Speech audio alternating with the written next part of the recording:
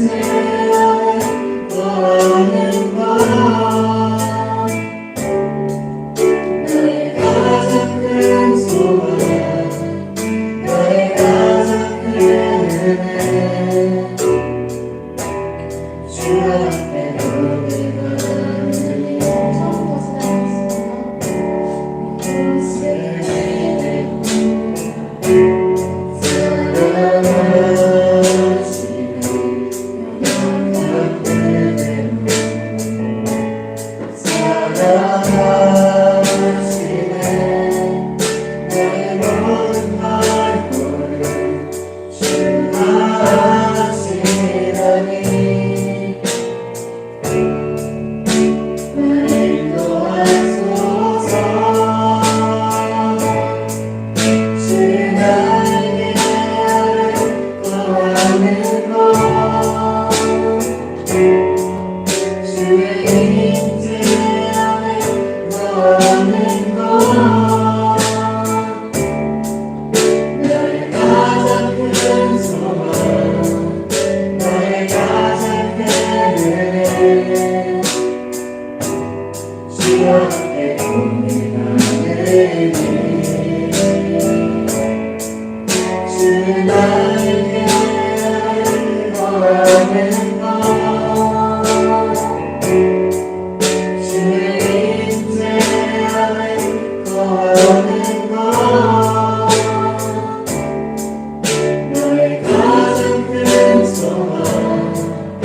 나의 가장 큰 은혜 주와 함께 고백하는 주의 날개 하는 것 주의 인자하는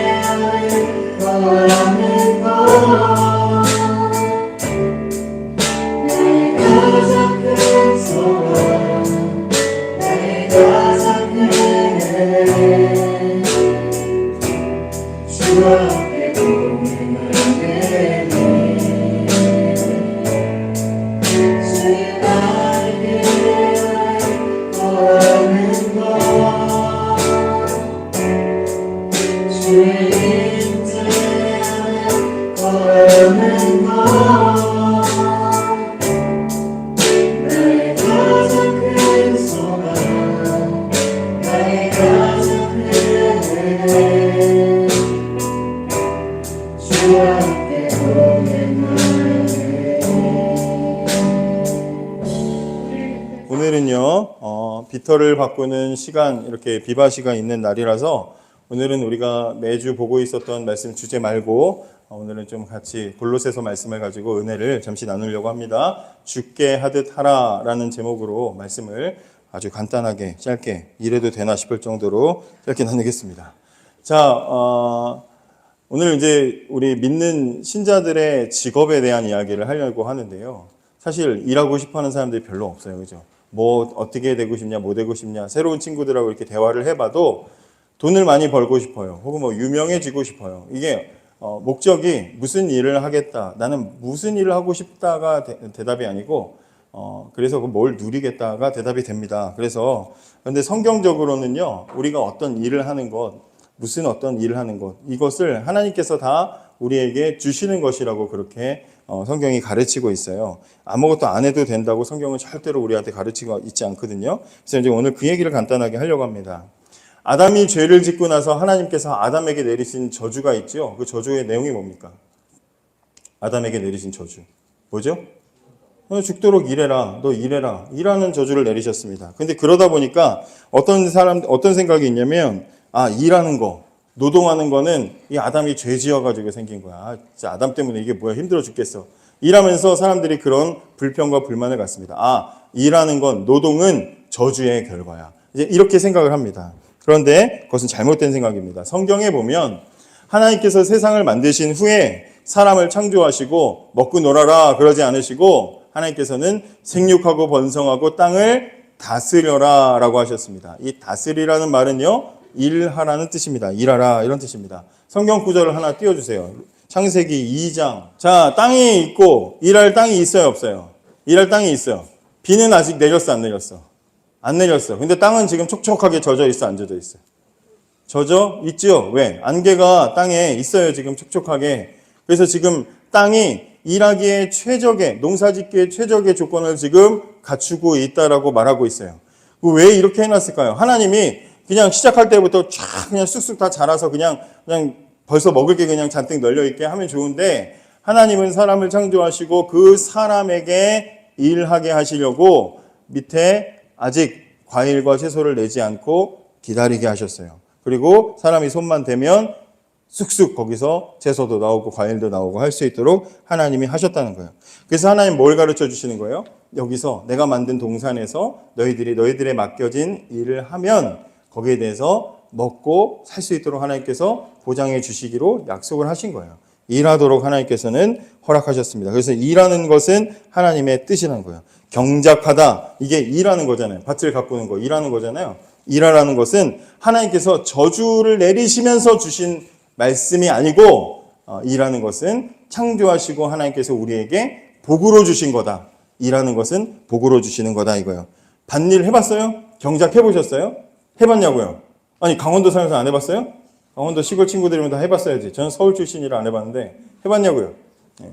저희 아버지가 남양주에서 텃밭, 고추 텃밭을 이렇게 하시면서 저한테 여기 이거 고추 다 따고 저 옥수수 좀 다 따라. 그럼 내가 이제 용돈 주마. 그러면서 가셨거든요. 정말 그 돈 준다는데도 안 되겠더라고요. 너무 귀찮고 힘들고 쪼그려 앉는 게 너무 힘들고 너무 힘들어서 막 안에 대충 막 하고 막 그래서 엄청 혼난 적이 있었거든요. 일하는 거 쉽지 않아요. 그죠? 그런데 하나님은 일하는 것을 복으로 주셨어요. 일할 자격을 주셨다 이 말이에요. 그 땅을 가꾸고 일하라. 그 성경 구절 또 하나 더 있어. 2장 15절. 그것도 한번 띄워줘봐. 한번 읽어봅시다. 시작.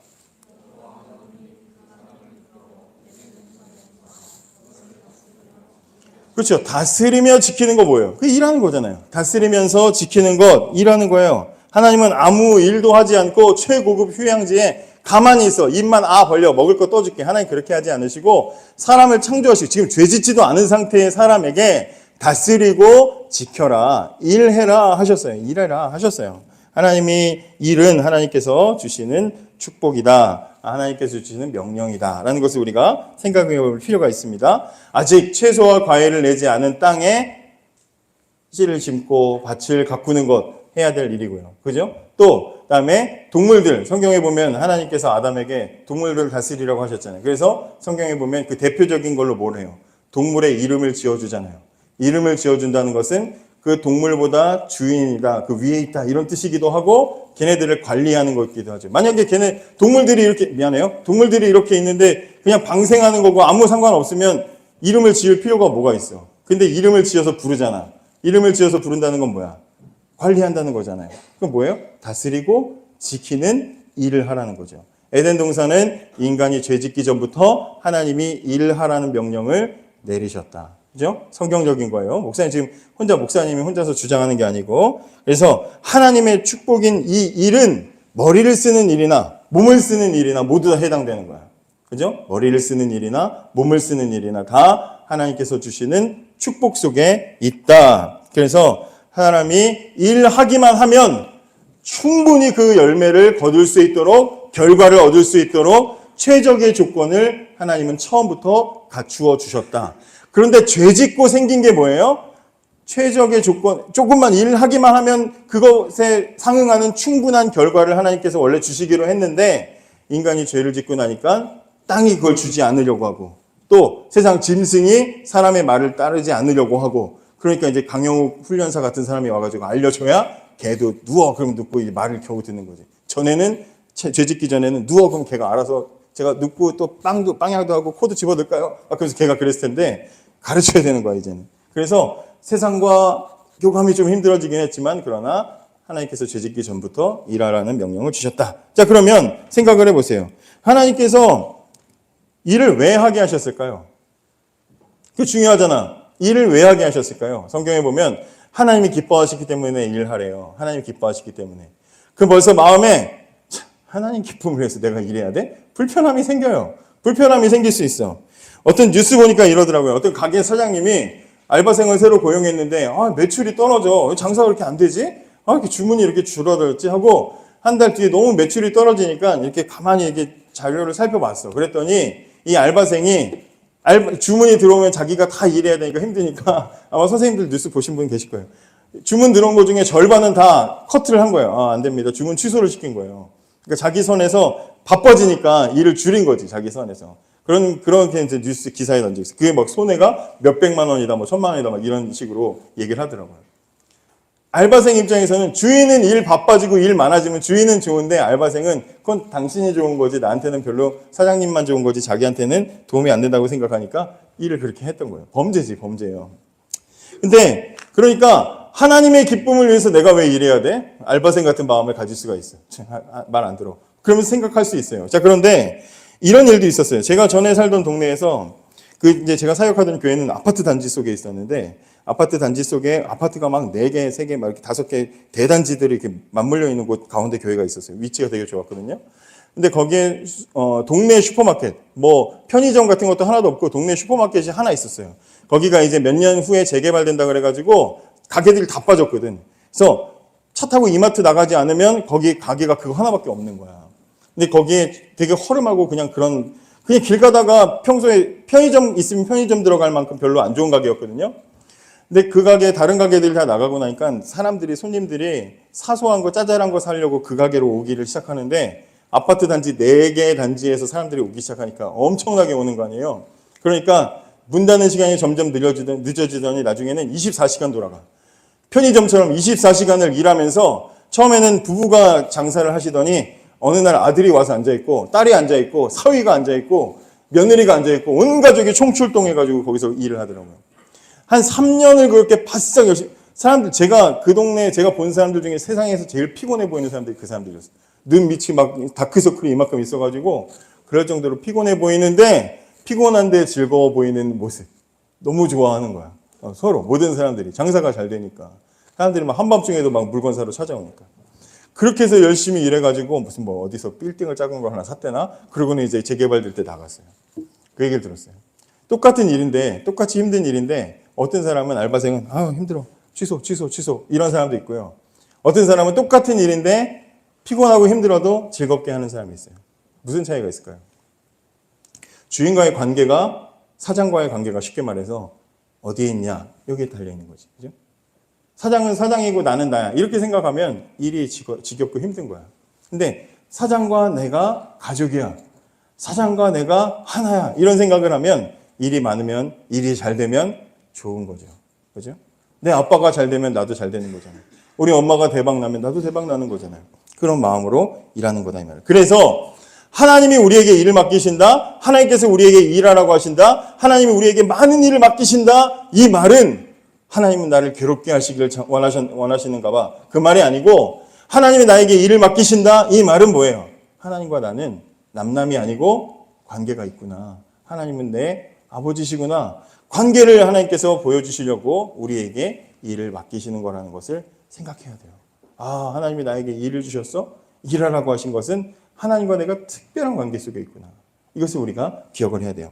일하는 것은 하나님과의 관계를 깨닫게 하는 중요한 도구가 됩니다. 자, 그럼 마지막으로 얼마나 열심히 해야 될까요? 일을 얼마나 열심히 해야 될까? 오늘 읽은 성경이죠. 오늘 읽은 성경에 보면 종들아 모든 일에 육신의 상전들에게 순종하되 사장님에게 순종하되 이 말이에요. 사람을 기쁘게 하는 자와 같이 눈가림만 하지 말고 오직 주를 두려워하여 성실한 마음으로 하라. 무슨 일을 하든지 마음을 다하여 주께 하듯 하고 사람에게 하듯 하지 말아라. 자, 이 바울의 시대에는 노예제도가 있었습니다. 노예제도가 있었던 시대죠. 자, 그런데 바울이 복음을 전하다 보니까 교회 안에 예수 믿는 사람들이 많이 들어왔는데 그 중에는 주인 출신도 있고 사장님 출신도 있고 노예 출신도 교회 안에 들어왔어. 그래서 교회 안에서 이렇게 예배를 드릴 때 보면 사장도 있고 노예도 있고 그 집 주인도 있고 그 집 종도 있고 섞여 있는 거예요. 근데 교회 안에서는 주 안에서 우리는 한 형제 자매, 형제님 자매님 그러면서 같이 성찬식도 하고 대화도 하고 옆에 분과 같이 인사하세요. 그러면 같이 막 인사도 하고 막 그러면서 형제님 자매님 이러면서 지내요. 그런데 이제 다시 일상으로 돌아가면 집에서는 뭐예요? 형제님 자매님 그러다가 문 밖에 나가면 주인님 자 타시죠. 그러고 또 가는 거죠. 근데 이제 이 종들이 자꾸 주인과 함께 이렇게 하다 보니까 교회 안에서도 형제님 이러더니 교회 밖에서도 사장님한테 자꾸 형제님처럼 대하려고 하고 뭔가 편하게 자꾸 이제 그렇게 하려는 모습이 보이는 거야. 그래서 바울이 그런 마음을 가질까 봐 일할 때는 그렇게 하는 게 아니고 교회 안에서나 밖에서나 사람한테 잘 보이려고 하지 말고 주님께 하듯이 해라. 교회 안에서도 다 하는 역할들이 있을 거 아니에요? 교회 안에서 주님을 위해 찬양하고 봉사하고 우리 선생님들 이렇게 봉사하시고 여러분들도 봉사하고 이런 것처럼 교회 안에서 일이 있는 것처럼 교회 밖에서 여러분들이 가지고 있는 여러분들의 직업, 여러분들이 하는 일, 그 일도 이제는 여러분들에게 하나님이라는 주인이 생겼으니 하나님 앞에서 하듯이 일하십시오. 그러면서 재밌는 단어가 뭐냐? 성실한 마음으로 하라. 여기 이렇게 돼 있어요. 이 문장이 사실 웃긴 말이에요. 왜냐하면 성실하다, 성실한 건 눈에 보이는 거잖아요. 하라, 눈에 보이는 거죠? 성실하게 하라, 눈에 보이는 거잖아. 마음으로 안 보이는 거야.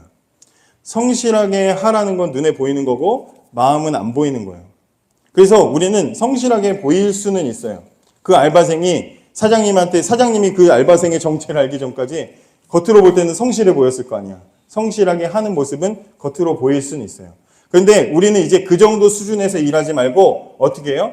성실한 마음까지도 성실하게 일하라고 얘기해요. 왜? 우리 주인은 눈앞에 있는 사장님이 주인이 아니고 월급 주는 그분이 사장이 아니고 하나님이 주인이시기 때문이에요. 내가 사장님에게 잘 보여서 일 열심히 하면 사장님은 월급으로 나에게 수고에 대해서 갚아줘. 그죠? 그런데 내가 사장이 아니라 하나님 앞에서 하듯이 열심히 하면 이것은 사장이 갚아주는 게 아니라 하나님이 나의 수고에 대해서 인정해 주시고 갚아주시는 거예요. 그렇기 때문에 주께 하듯 하십시오라고 말하는 거예요. 그래서 그렇게 하나님께서는 우리를 하나님의 자녀인 것을, 하나님과 특별한 관계 속에 있다는 것을 알려주시기 위해서 일하라고 하셨고, 우리가 주인된 마음으로 주님 앞에서 남에게, 사람에게 보이려는 게 아니라 하나님 앞에서 잘 성실히 섬기면서 이렇게 맡겨주신 귀한 일들을 하면, 그러면 하나님께서는 우리에게 반드시 갚아주신다. 마지막으로 질문을 하겠습니다. 하나님께서 그러면 청소년 여러분에게 맡긴 일은 무엇일까요? 대답하지 마세요. 여러분이 생각하는 바로 그거예요. 그거죠. 그겁니다. 바로 그거. 말하지 않겠어요. 금지된 단어, 기억, 비읍, 그 단어 말이야. 말하지 않겠어요. 여러분 스스로가 깨닫기를 바랍니다. 하나님은 어떻게 하라고 그랬어요? 주께 하듯이 열심히 하라고 하셨습니다. 양심에 손을 얹고 기억, 비읍을 내가 정말 열심히 하는지 생각해 볼 필요가 있어요. 이제는 선생님에게 잘 보이고 부모님에게 잘 보이듯 하지 말고 누구에게 하듯 하라? 주께 하듯 하라. 이게 더 좋아. 부모님은 괜한 기대를 갖거든. 근데 하나님은 나의 한계를 알아. 그러니까 하나님은 내가 공부 못해도 이해를 해주셔. 대신 열심히만 하라는 거지. 내가 성적 그렇게 안 나와도 하나님은 그래, 내가 너를 그렇게 창조했는데 잘했어. 그 정도면 잘했어. 하나님은 충분히 이해하신다니까. 그렇기 때문에 주께 하듯 하라. 그 하나님께 맡기신, 여러분 때에 맡기신 일을 성실하게 하면 하나님께서는 더 큰 일로 우리에게 감당하게 하실 줄 믿습니다.